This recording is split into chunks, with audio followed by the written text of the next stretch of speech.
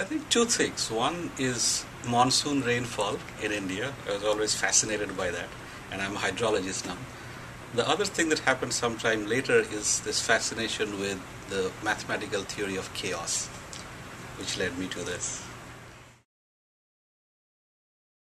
So I have always been an interdisciplinary kind of researcher trying to look at multiple areas, but then with that sometimes you tend to get a little bit broad.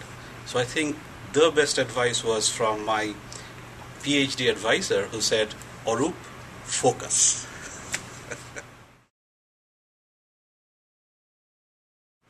That would be a model home that I designed with a burglar alarm system.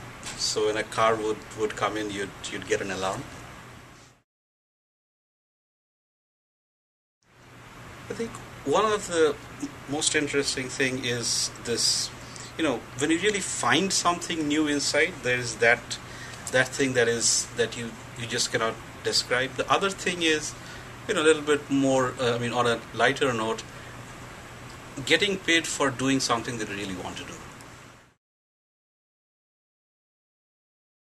So I'm not a techie, but I'll use those terms. One thing is to be able to boldly go where not many people has gone before, but caveating that with remaining also a lifelong skeptic, in the sense, don't believe things immediately, evaluate everything.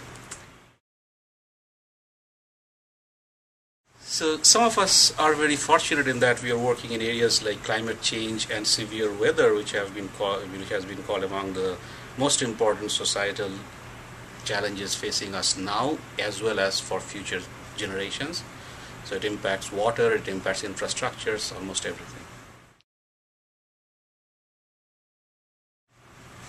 I would say there was one would be once again my PhD advisor, and I have always tried to follow both. Him both in terms of his research abilities and in terms of his personality.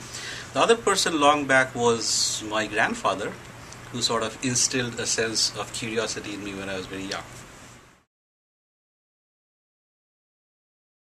So one of the interesting things that I think people may find surprising, we find surprising, is that things are not always as they seem they are. So just to give one example, we talk about global warming and we think that, well, global warming would mean this, that, and cold extremes are going to decrease, right? So one interesting thing that we found is that even though on the average there will be global warming, when you look at extreme cold events, they are going to persist even towards the end of the century. So there's this counterintuitive things that we discovered that I think will be interesting.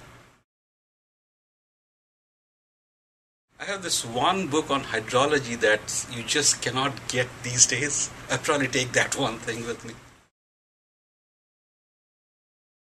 So I come from India and I'm a Bengali, and somewhat traditionally I enjoy Rabindra Sangeet, which is the music that was created by Rabindranath Tagore.